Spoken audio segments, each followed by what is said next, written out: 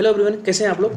आज की क्लास में डिस्कस करेंगे section 41 of income tax act, जो बात किसके लिए करता है, remission and cessation of trading liabilities. किसकी बात करता है, remission and cessation of trading liabilities. इस सेक्शन बोलता क्या है कि कोई भी हम जब प्रॉफिट लॉस अकाउंट में कोई भी एक्सपेंडिचर क्लेम करते हैं, अगर उसका हम क्या करते हैं, सेसेशन हो जाता है या रेमिशन हो जाता है, तो हमें अलाउ होगा, वो हमारा इनकम हो जाएगा। ये बस समझते हैं इसको। यहाँ क्या बोलता है, सेक्शन 41 सबसेक्शन 1A और बी पार्ट नीचे है। सेक्शन 41 सबसेक्शन ए बी जो है नीचे पार्ट डिस्कस करते हैं। यहाँ पे क्या बोल रहा है, वेयर एन अलाउंस और deduction has been made in assessment for any year in respect of loss, expenditure or trading liability incurred by the SSC and subsequently during any previous year, the same has been obtained whether in cash or in any other manner whatsoever, the any amount in respect of such loss or expenditure or some benefit in respect of such trading liabilities by way of remission and cessation of thereof, then the amount obtained by assessee or the amount of the liability which is extinguished shall be deemed to be profit and gains of the business or profession and accordingly chargeable to income tax as income of the that previous year। यहाँ पर अगर मैं सीधा बात मतलब समझे, अगर जो भी खर्चे या लॉस या ट्रेडिंग लाइबिलिटी हो, जो हमने क्या करा है, जो एक्सपेंडिचर हमने कहाँ करा है, प्रॉफिट लॉस अकाउंट में, अगर उसमें कोई अमाउंट हमें मिलता है, जो क्लेम हमने क्या करा है, प्रॉफिट लॉस अकाउंट में हमने कोई भी खर्चे को डेबिट करा है, इस रिस्पेक्ट में हमें कोई अमाउंट मिलता है या कोई बेनिफिट हमें मिलती है, तो जिस साल में हमें वो बेनिफिट या अमाउंट मिलेगा वो हमारा क्या होगा, टैक्सेबल होगा under section 41 under the head PGBP। जिस साल हमें ये मिलेगा या जिस साल हमें बेनिफिट मिलेगा वो टैक्सेबल उसी साल में होगा जिस साल में हमें बेनिफिट मिलेगा। फॉर एग्जांपल मैं यहाँ पर एक एग्जांपल लेता हूँ। एग्जांपल 1 है कि कोई हमने गुड्स परचेज करा, कोई हमने गुड्स क्या करा है, मिस्टर ए से परचेज करा है। गुड्स हमने कितने में परचेज करा है, सपोज मान लेते हैं ₹1 लाख में परचेज करा, और हमने क्या करा, इसको डेबिट कर दिया प्रॉफिट लॉस अकाउंट में, हमने खर्चे क्लेम कर लिए। फाइनेंशियल ईयर किस साल में,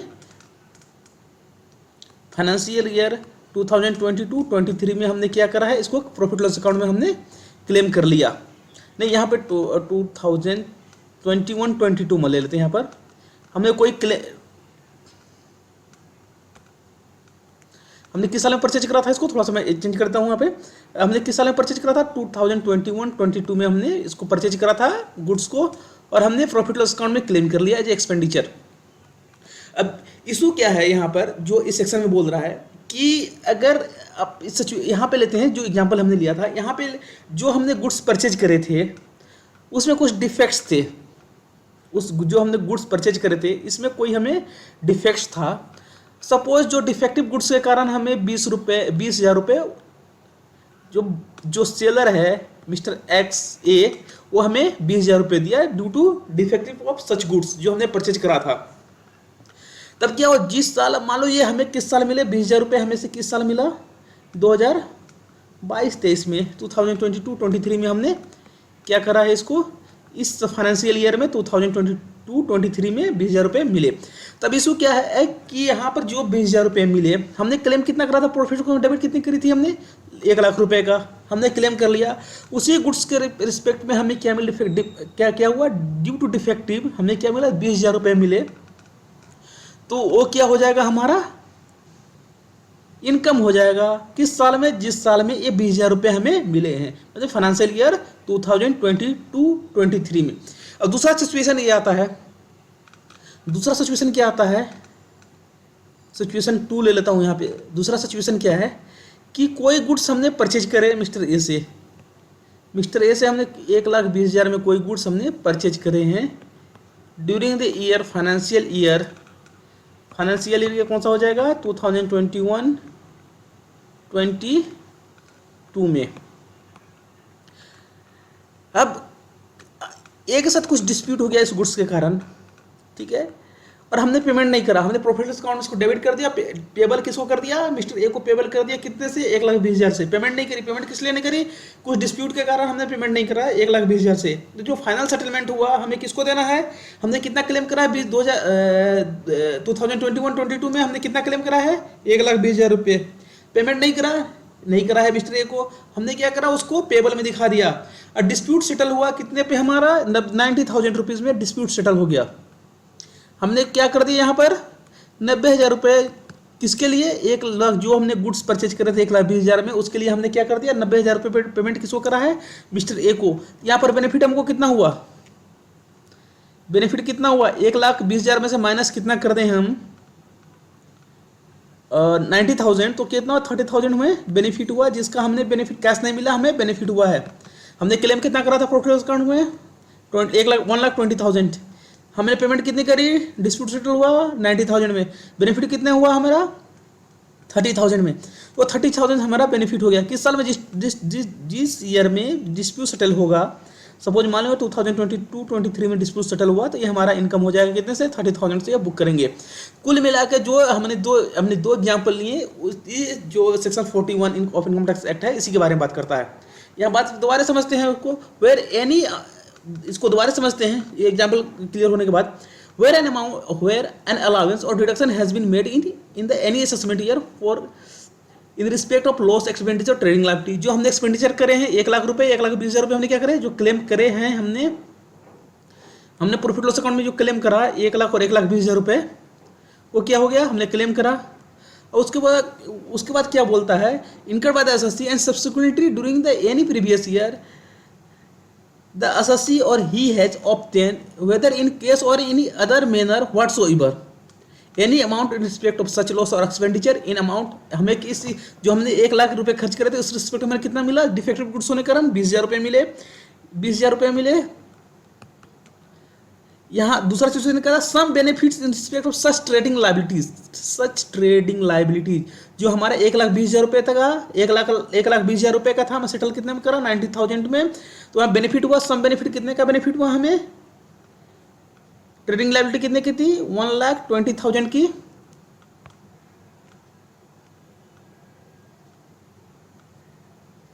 ट्रेडिंग लायबिलिटी कितने की थी, ट्रेडिंग लायबिलिटी थी 1,20,000 का। हमें बेनिफिट कितना मिला इससे, हमने पेमेंट कितना करा 90,000, बेनिफिट कितना मिला हमें 30,000 का बेनिफिट हुआ। जो 30,000 का बेनिफिट हुआ वो हमारा क्या हो जाएगा, इनकम हो जाएगा यहाँ पर। Then amount obtained by the assessee or amount of liability which is extinguished shall be deemed, extinguish liability कितने से हुआ 30,000 से लायबिलिटी एक्सटिंग्विश हुआ, शेल बी कितने से एक्सटिंग्विश हो गया यहाँ पे ₹30,000 से एक्सटिंग्विश हो गया यहाँ पर, shall be deemed to be the profit and gains of the business or profession and accordingly chargeable to income tax as the income of the that previous year. I hope ये समझ में आ गया होगा। Example जो है section 41 sub section 1 सब plus ए का। अब हम बात करते हैं किसका, सेक्शन 41 सब सेक्शन 1 और सब क्लोज बी का बात करते हैं हम यहाँ पे बात कर रहा था क्या कि हमने जो एसएससी ने क्या करा, बेनिफिट एसएससी ने क्लेम करा है और एसएससी ने ही क्या बेनिफिट एसएससी को ही मिला है by way of the money amount or by way of the other than money. दूसरी बात यहाँ पर क्या कहता है, यह सक्सेसर की बात करता है कि एसएससी ने क्या करा, एसएससी का बिजनेस क्या, अगर एसएससी का बिजनेस क्या हो गया सक्सेशन हो गया, तो सक्सेसर को अगर मिस्टर ए ने क्या करा है, मिस्टर ए ने क्लेम करा है, एक्सपेंडिचर क्लेम करा, इसका सक्सेशन हो जाता है बिजनेस का फॉर्म से फॉर्म में या कंपनी से कंपनी में। तो जिस कंपनी को ये बेनिफिट मिलेगा, सपोज जो डिस्प्यूट जब हमने क्या करा था, डिफेक्टिव गुड्स का जब डिस्प्यूट चल रहा था 1,20,000 का, गुड्स परचेज किसने करा था, मिस्टर ए ने। सक्सेशन होने के बाद डिफेक्टिव गुड्स का अगर बिजनेस सक्सेशन हो गया, उसके बाद 20,000 का बेनिफिट किसको मिला है, जिस कंपनी में सक्सेशन हुआ है उसको मिला है, तो इनकम किसका हो जाएगा, उस कंपनी का हो जाएगा। उसी तरह जो बेनिफिट मिला है लायबिलिटी का एक्सटिंग्विश्ड होने पे वो बेनिफिट उस सक्सेसर कंपनी को मिल जाएगा। यही पे बात उस पे बोलता है यहाँ पर सेक्शन 41 सब सेक्शन 1B में।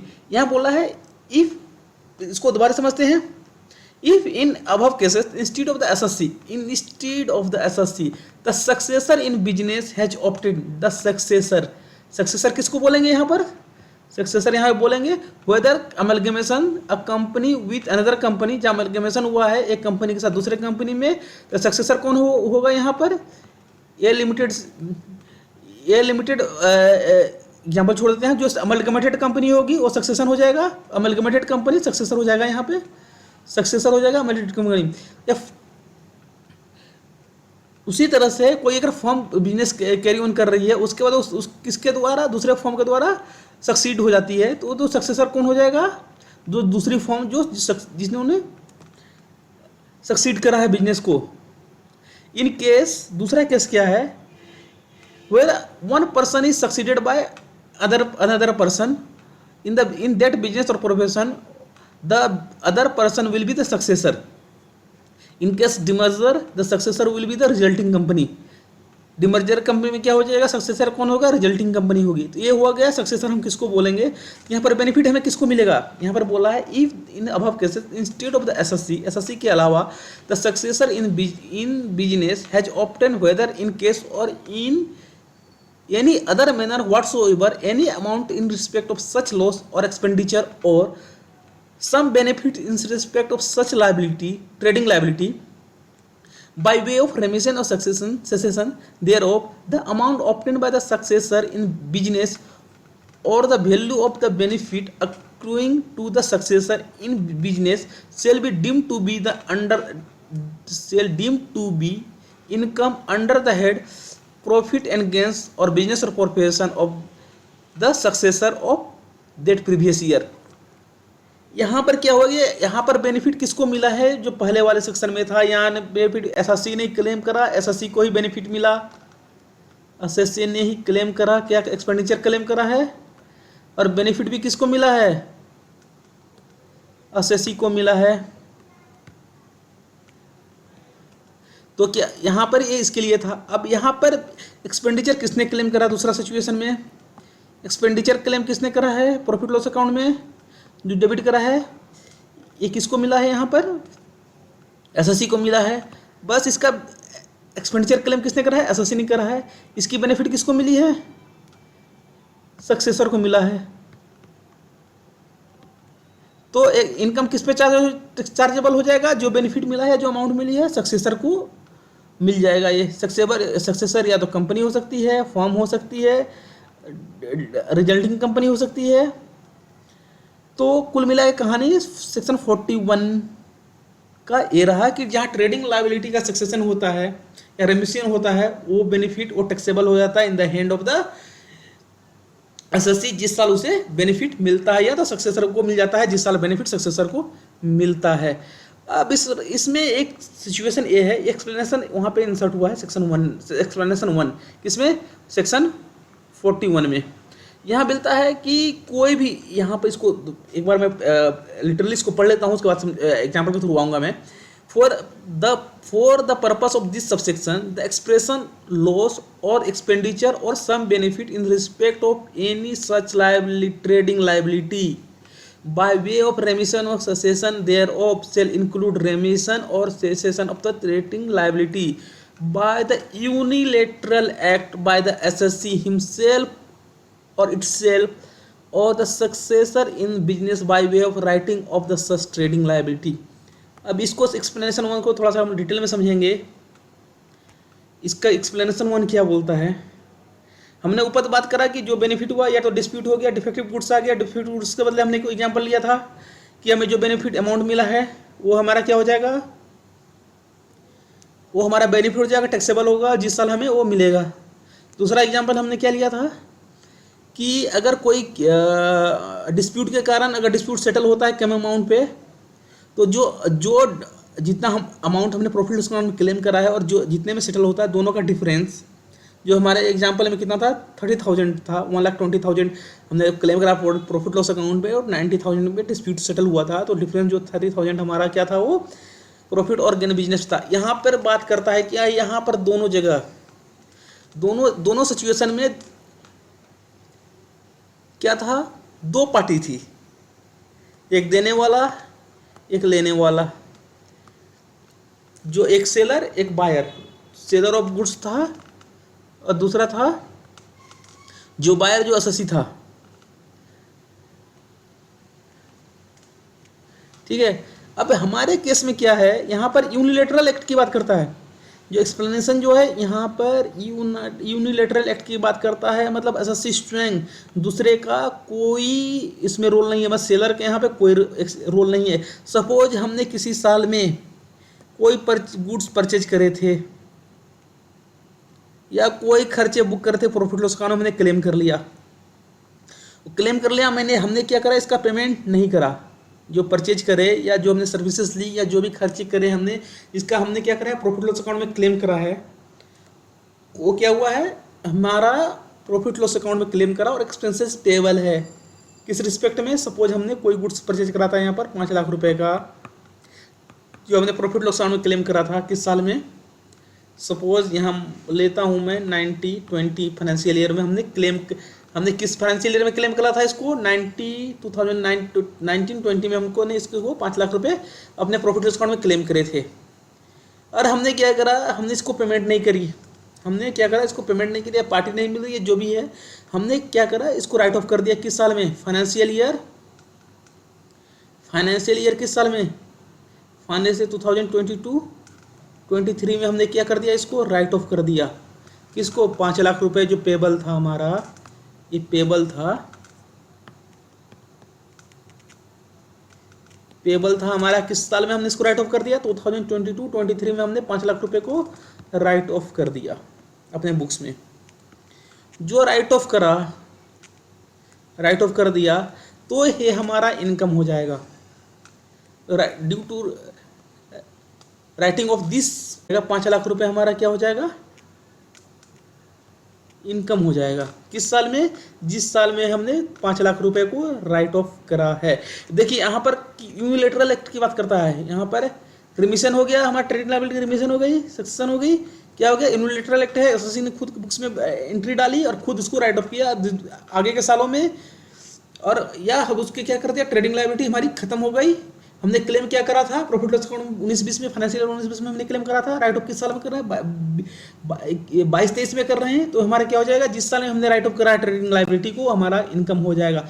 यहाँ एक ध्यान देने वाली बात है, क्या ये सारे एक्सपेंडिचर किसके होने चाहिए, जो हमने प्रॉफिट लॉस अकाउंट में क्लेम करे हैं। अगर हमने कोई फिक्स एसेट्स अगर परचेज करा है तो इस केस में हमारा बेनिफिट यहाँ पर सेक्शन 41(1) में नहीं मिलेगा। अगर हमने क्या करा है, कोई फिक्स एसेट्स का जो कैपिटल नेचर का एक्सपेंडिचर करे हैं, उसका बेनिफिट हमें कैपिटल नेचर का जो एक्सपेंडिचर है उसका बेनिफिट हमें इस सेक्शन में नहीं मिलेगा 41(1) में। जो हमने क्लेम कहाँ करा है, प्रॉफिट लॉस अकाउंट में जो खर्चे हमने क्लेम करे हैं उसका बेनिफिट मिलेगा, मतलब रेवेन्यू नेचर का जो हमने खर्च करा है। इसमें फेमस केस लॉज है महिंद्रा एंड महिंद्रा का, सुप्रीम कोर्ट का, जो कैपिटल रेवेन्यू नेचर के एक्सपेंडिचर की बात करता है यहाँ पर। तो आई होप ये टॉपिक आप लोगों को समझ में आ गया होगा। नेक्स्ट टॉपिक पे अब दूसरे टॉपिक पे बात करेंगे।